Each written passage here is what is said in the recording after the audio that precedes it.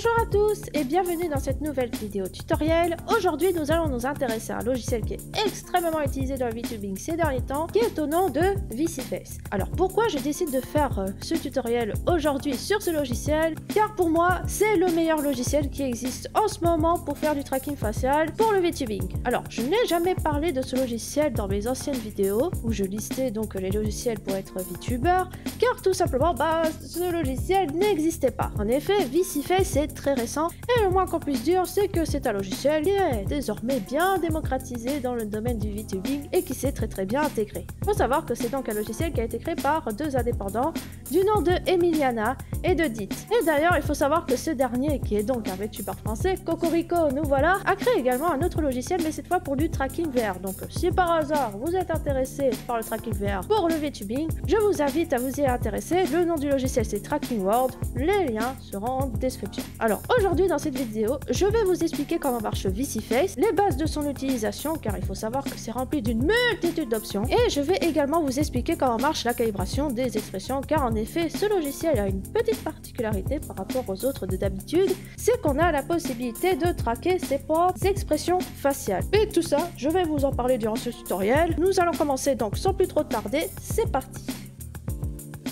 Alors, j'aimerais faire quelques petites précisions. Il faut savoir que déjà, avant que vous ruez sur les commentaires et que vous avez posé la question, le logiciel est gratuit, pas d'options payantes, etc. Tout est gratuit, d'accord? Donc ça, pas de souci à ce niveau-là. Et je vais vous donner le lien en description de où est-ce que vous pouvez trouver le logiciel. Donc vous avez juste à checker en bas les descriptions et vous aurez le lien de téléchargement, avec toute la documentation du logiciel, bien évidemment. Il faut savoir également que c'est un logiciel qui fait du tracking facial avec la webcam. Donc vous avez juste besoin d'une webcam. Vous avez besoin également d'un micro pour traquer tout simplement la bouche, parce qu'en fait vous avez la possibilité de traquer la bouche avec la webcam, mais vous pouvez le coupler avec le micro ou non, c'est comme vous voulez en fait, mais tout ça on va en reparler durant ce tutoriel. Et il faut savoir que ce logiciel est compatible avec le Leapmotion. Donc vous voyez par exemple là je peux bouger mes mains, c'est grâce au Leapmotion. Donc voilà, c'était des petites précisions qu'il fallait que je vous dise. C'est parti, on commence. Quand vous ouvrez le logiciel, vous tombez sur ça. Donc là, comme vous voyez, nous sommes en version 1.13.36, c'est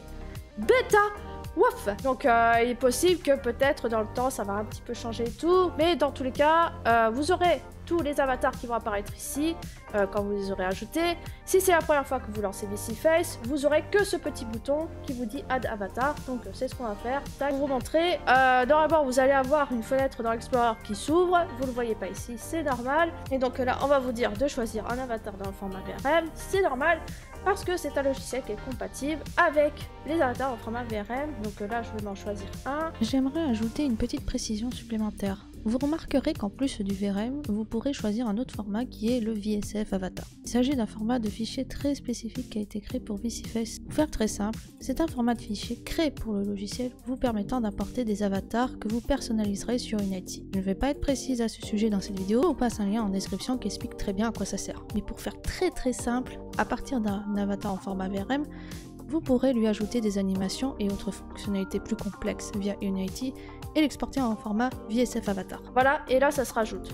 Donc vous voyez, c'est vraiment très simple. Donc voilà, donc j'ai cet avatar qui a été ajouté, et à chaque fois que vous rajoutez des avatars, ça va s'afficher de cette manière. Quand vous cliquez sur un avatar, vous aurez ici ce qu'on appelle des métadonnées. Alors permet d'identifier le titre de l'avatar, qui en est l'auteur, sa version, les droits dessus, etc. Que vous avez le droit de faire ou pas le droit de faire. Tout ça j'en avais parlé dans une vidéo tutoriel, mais c'était pour Virui Studio. C'était la dernière vidéo tutoriel, donc c'était le numéro 7.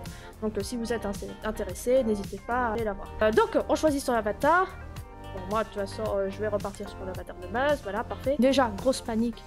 C'est de l'anglais, il y en a partout. Alors moi, personnellement, je suis habituée à l'anglais, mais pour vous, mes chers compatriotes, nous allons mettre en français et vous avez la possibilité de choisir du français, mais oui. Et voilà, donc là, on a le logiciel qui est en français, donc si vous êtes complètement fâché avec l'anglais, vous êtes sauvé. On peut donc choisir ici sa caméra. Donc moi, c'est la C922, vous avez juste à cliquer ici. Bon, c'est tout un bordel ici, mais ma caméra, c'est la C922 Pro.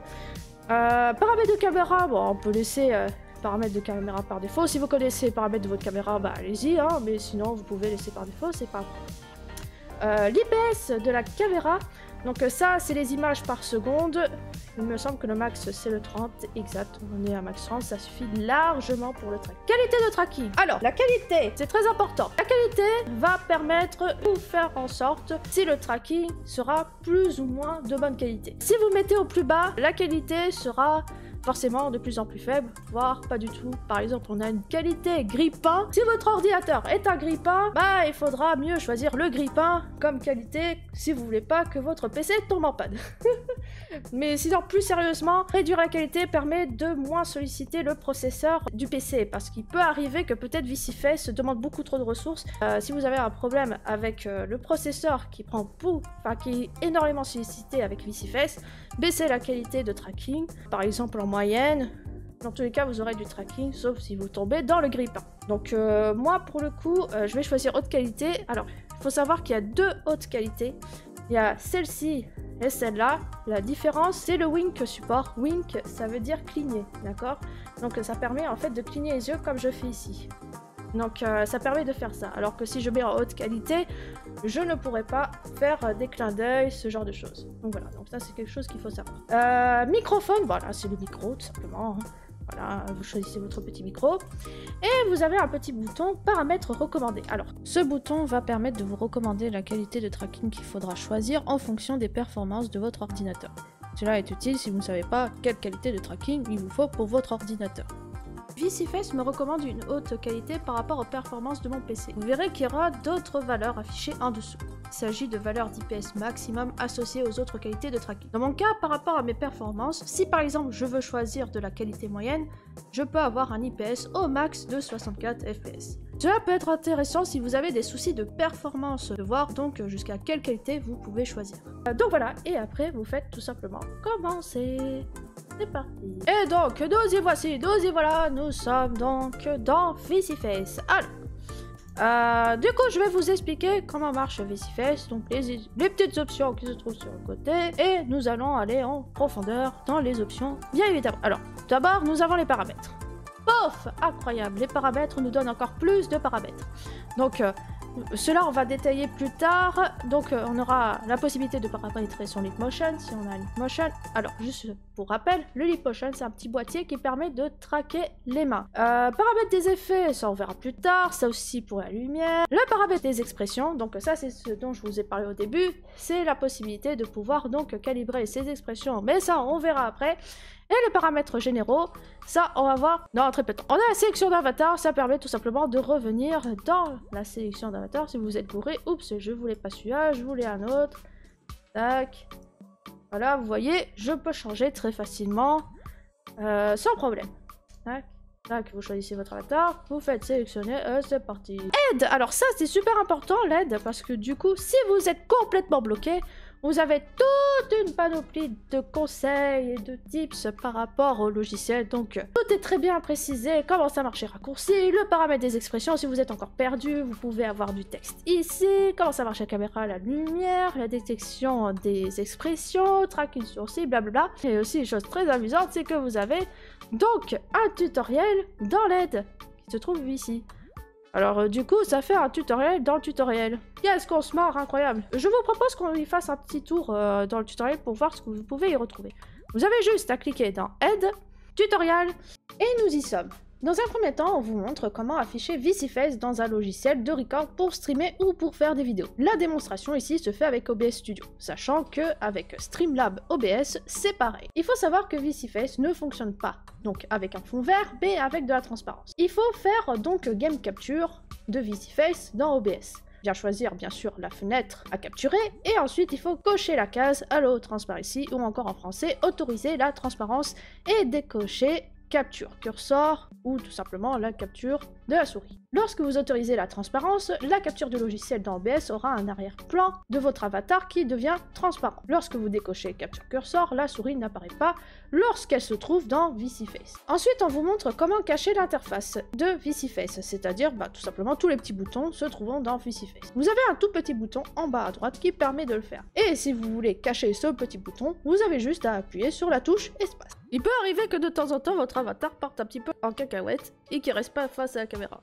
Vous avez un bouton Reset Position qui permet de tout simplement reset la position de l'avatar.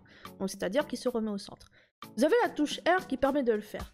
Et si la touche R ne vous plaît pas, vous avez la possibilité de définir un nouveau raccourci pour reset la position. Puis, comme vous pouvez voir, on vous montre comment jouer avec la rotation, la position et le zoom de la caméra dans VisiFace. Et comme vous pouvez voir, c'est très explicite, je vous laisse faire vos propres essais. Et si vous voulez revoir le tutoriel, vous faites comme j'ai dit, vous allez tout simplement dans Aide, et vous faites tutoriel, et c'est fini. Voilà, nous avons vu ça, réinitialiser la position, c'est comme je vous l'avais dit. Que là, c'est si par exemple, je suis tourné comme ça, mais je veux que mon avatar revienne droit, tac. Vous voyez, je peux réinitialiser en appuyant sur le bouton ou encore, comme ce que j'ai dit tout à l'heure, avec la touche R. Capture miroir, donc là, ça va capturer de façon miroir ou non. Là, en fait, mon avatar bouge dans le même sens, comme si j'étais face à un miroir, et là, c'est complètement inversé. Et nous avons quelque chose qui est pas mal important, c'est de pouvoir activer ou désactiver le tracking du Leap Motion. Donc là, vous voyez, quand il est activé, bah, le Leap Motion, il fonctionne. Quand il est plus là, hop là, il se passe plus rien. Nous avons la possibilité de ce qu'on appelle lisser les mouvements, c'est de plus ou moins rendre les mouvements plus rapides ou plus lentes. Donc par exemple si je mets à 0, là, alors que si je mets au max, ça ralentit de ouf. Donc à 0, ça va super vite. Et quand je me rapproche du 1, de la valeur 1, et bien les mouvements seront de plus en plus lents. Voilà. Donc ça c'était pour les mouvements. La plage de mouvements, donc là c'est donner plus ou moins de mouvements permissifs à l'avatar. Donc là vous voyez quand je le mets à 0, il peut limite bouger que sa tête et faire des rotations sur lui-même. Alors que si je mettais plus de plage de mouvement, là vous voyez, l'avatar il bouge beaucoup plus sur les côtés. Après qu'on ait vu l'interface principale de VisiFace, je vous propose qu'on aille voir des paramètres un petit peu plus poussés dans le logiciel.